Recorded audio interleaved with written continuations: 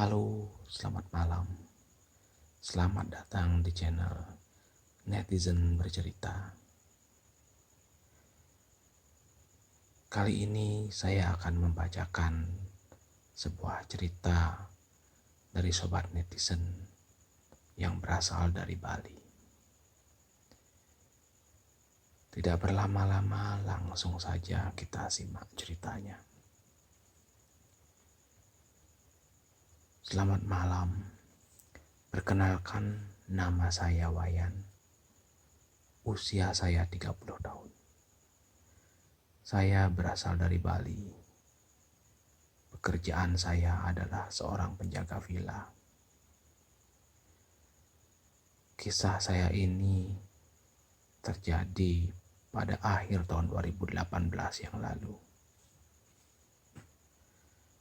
Saya bekerja pada sebuah villa pribadi di Bali. Villa ini dimiliki oleh seorang warga negara asing dari Minnesota, Amerika Serikat, bernama Mr. Franz. Saya sudah bekerja dengan beliau selama 5 tahun. Saya bekerja sendiri. Memang ada pekerja yang lain yang bertugas membersihkan villa, tapi biasanya dia datang seminggu sekali atau di saat Mr. Franz sedang berada di Bali. Biasanya Mr. Franz akan ke Bali 2 kali dalam setahun, yaitu setiap bulan Maret dan bulan September setiap tahunnya. Seperti biasa, tahun 2018 itu Mr. Franz datang ke Bali. Di awal September beliau datang bersama istrinya. Kemudian beliau memutuskan untuk melakukan traveling ke wilayah timur Indonesia.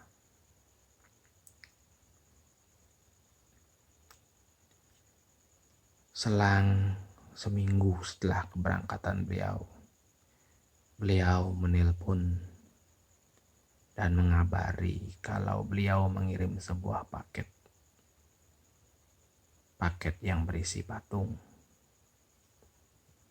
dan cenderamata yang beliau beli di wilayah timur Indonesia.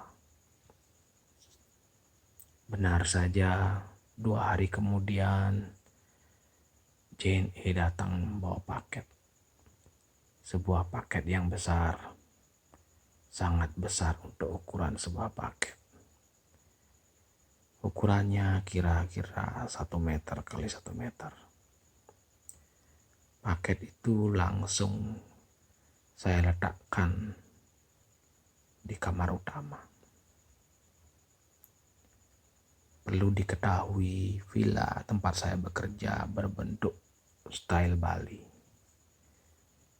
Kira-kira luasnya 200 meter persegi.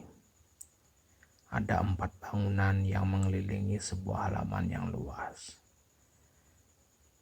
Masing-masing bangunan memiliki fungsi yang berbeda-beda. Bangunan pertama berfungsi sebagai kamar tidur utama. Kemudian bangunan yang kedua berfungsi juga sebagai kamar tidur. Bangunan yang ketiga merupakan ruang televisi tempat biasanya Mr. Franz menonton televisi. Kemudian bangunan yang terakhir merupakan dapur, tempat ruang makan, dan juga kamar yang saya tempati. Bangunan-bangunan ini terletak menyebar mengelilingi halaman yang luas. Jadi paket itu saya letakkan di kamar utama. Tidak ada yang aneh dengan paket itu. Malam harinya saya sedang menonton TV di ruang televisi. Kira-kira jam 12:30 malam. Tiba-tiba saya mendengar langkah kaki yang jelas sekali dari halaman. Saya langsung melompat meraih senter dan pentungan besi. menghambur saya keluar dari ruang TV. Di halaman ternyata tidak ada apa-apa. Saya periksa setiap sudut villa. Tidak ada apa-apa. Mungkin hanya suara angin. Begitu kata hati saya. Saya pun kembali melanjutkan menonton televisi. Esok harinya, petugas yang biasa bersih-bersih di villa datang. Namanya Mbok Ketut.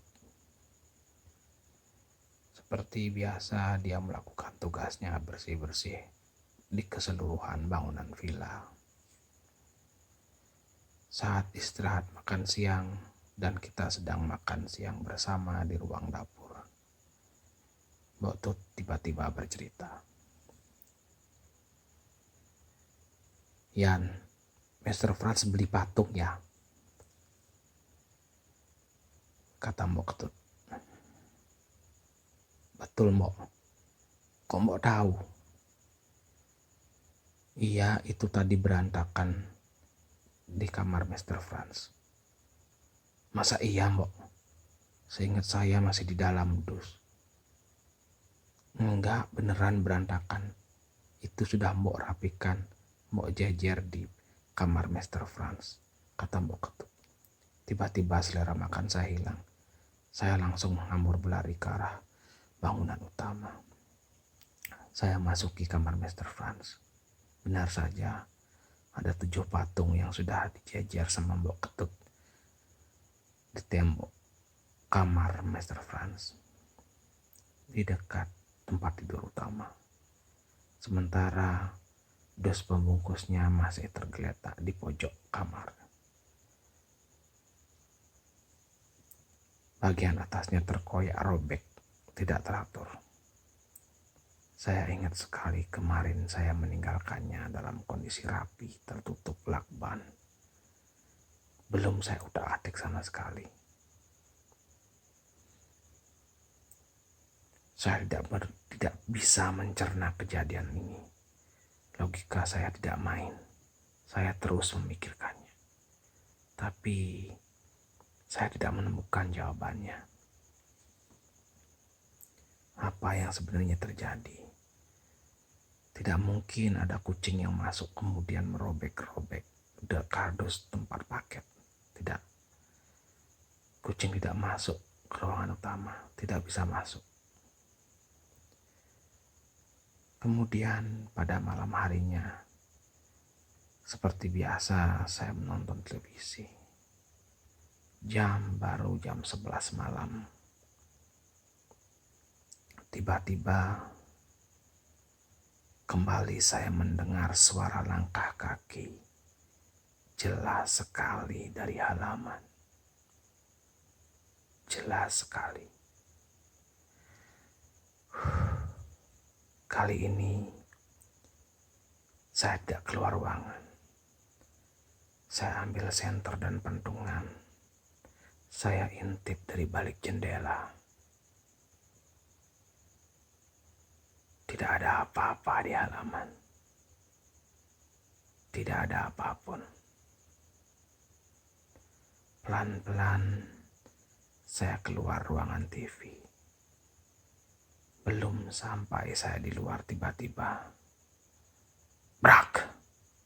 Keras sekali. Suara pintu bangunan utama yang dibanting. Maling, pikir saya. Berlari saya langsung menuju bangunan utama. Saya lihat pintu bangunan utama sudah terbuka, terpentang lebar.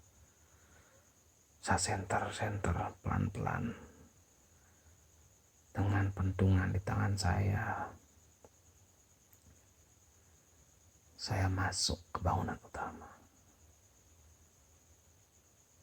Tidak ada siapapun.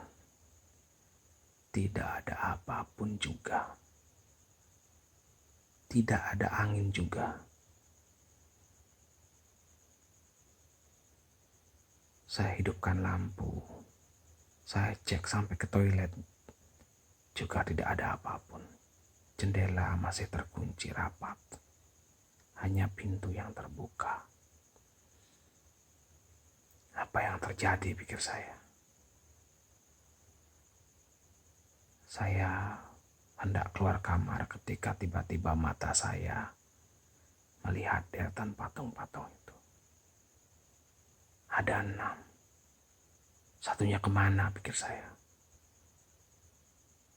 Otak saya segera bekerja. Apa ada maling yang mengambilnya tadi? Lari kemana? Segera saya keluar ruang utama, berkeliling di seputaran villa. Seluruh halaman saya jelajahi. Tiba-tiba di belakang, di halaman belakang, di belakang bangunan utama, saya menemukan patung itu tersandar di tembok. Patung itu berbentuk manusia setinggi 1 meter. Pengerjaannya agak kasar, sedikit primitif.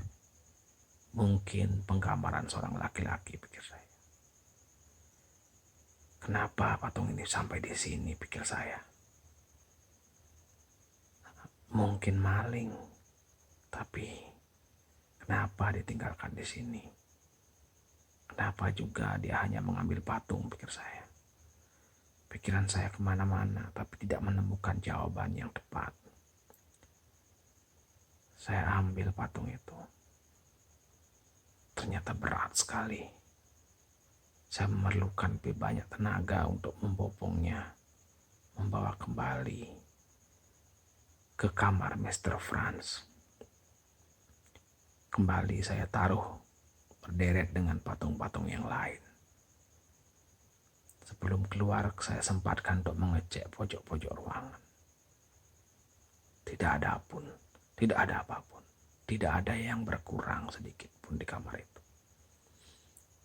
Otak saya masih buntu, tidak bisa berpikir. Apa yang sebenarnya terjadi 2 malam ini? Kemudian saya keluar, saya matikan lampu, saya kunci pintu bangunan utama. 5 meter saya berjalan menuju ke arah ruang televisi. Tiba-tiba, prang! Suara benda terjatuh di bangunan utama. Refleks saya langsung menengok dan menyenter ke arah bangunan utama. Pintu masih tertutup. Saya arahkan senter ke arah jendela. Ya Tuhan. Di kaca jendela saya lihat patung tadi memandang ke arah saya. Matanya seperti menyala. Lutut saya langsung gemetar. Keberanian saya langsung terbang. Saya ketakutan setengah mati. Saya lari ke arah kamar saya. Kemudian saya menelpon suami Mbok Ketut untuk segera datang. Saya tidak berani keluar dari kamar. Jika menghadapi maling saya berani. Tapi hal-hal gaib seperti ini, saya tidak berani.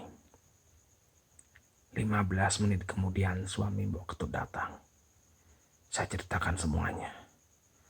Tubuh saya tiba-tiba panas dingin. Demam tiba-tiba menyerang saya secara tiba-tiba. Suami Mbok Ketut mengecek ke bangunan utama. Benar, patung itu sudah bergeser dari tempat semula saya menaruhnya. Apa yang terjadi, pikir saya. Tiba-tiba kepala saya menjadi sangat berat sekali. Tubuh saya menggigil. Saya terserang demam. Malam itu suami Mbok Ketut menemani saya berjaga di villa. Tubuh saya panas. Saya mencoba meminum obat penurun panas. Saya tertidur sampai pagi. 2 hari lagi Mr. Franz akan datang dari travelingnya. Tapi saya belum menemukan jawaban atas kejadian-kejadian aneh di villa. 2 hari ini juga saya demam. Setiap malam suami Mbok Ketut menemani saya berjaga. Dan setiap malam juga patung itu terus meneror. Kadang-kadang tiba-tiba dia menghilang dan berdiri di halaman. Terkadang juga dia bisa berdiri di atas kasur di ruang utama dan menimbulkan suara yang gaduh.